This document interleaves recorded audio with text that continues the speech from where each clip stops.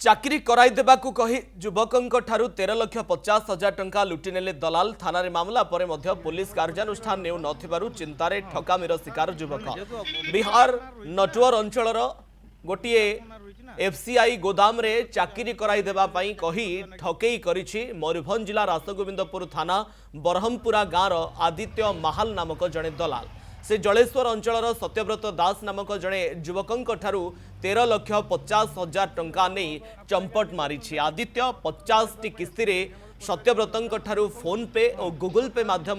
13,50,000 टंका नहीं प्रमाण रही एने सत्यव्रत जलेश्वर थाना रे लिखित अभियोग करथिले मध्य 5 वर्ष बीतीगलानी ए पर्यंत पुलिस कौनसी कार्यानुष्ठान नेउ नथिबारु ठक आदित्य खुलम खुला बुलुवा देखा मिली। तो मोर 2021 मसीह केस चलता मोर चाकरी करदेवा कही आदित्य मोहला पिता गोकुली मोहला बरहमपुरा गड़ीघाटी पंचायत राजमंदपुर ब्लॉक सी मोठू 20 लाख टंका नहीं एफसीआई चाकरी करदेवाई निजे मुझे प्लस करदेवी ऑनलाइन माध्यम 15 लाख टंका मुझे आउ हैंड कैश मात्र 5 लाख टंका देछि। तो 2021 मसीह ये जिनस होला से बहुत जगह हमको दिल्ली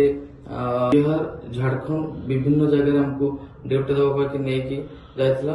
तापर जो आमर ये जिनस आम जो जानले जे सी कहला मोर भी से निजे भी चाकरी करुछि तो सेते बेले सी कहला जे जिनस जेते हम जानिले ये जिनस फेक हेछि तो सेते बेले हम पैसा पाई कथा पैसा रिटर्न करिया पई कहले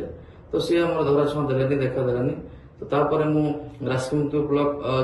लोपामुद्रा मैडम आईएससी थिला बेले मु केस फाइल करथिले तो केस फाइल करला परे सेते बेले विभिन्न राजनीतिक दलर चापरे सी तार घुरी रहला जहा फल धरा छ देलानी आज किंतु दुखर विषय जे भारतीय जनता पार्टी राजमंदपुर मंडल कमिटी सहित मोर्चा अध्यक्ष नाम घोषित होइछि ता मध्य आमर आदित्य मोहला जी जहां केस है केस नंबर 274/21 तो आज सी साधारण संपादक है तो एत बड़ जिनस आज एत बड़ दायित्व दिया काली मुझे हैरान अच्छे और बहुत लोग हैरान हे तो ये जिन मत न्याय दरकार आदि मत न्याय न मिलती मुझे आत्महत्या करने बाध्य हे तो मुझे समस्त रिक्वेस्ट कर जिनस समस्ते ध्यान दिंतु गुरुत्व दिंतु से जो आसामी को कौन दायित्व आसामी को कठोर दंड मिल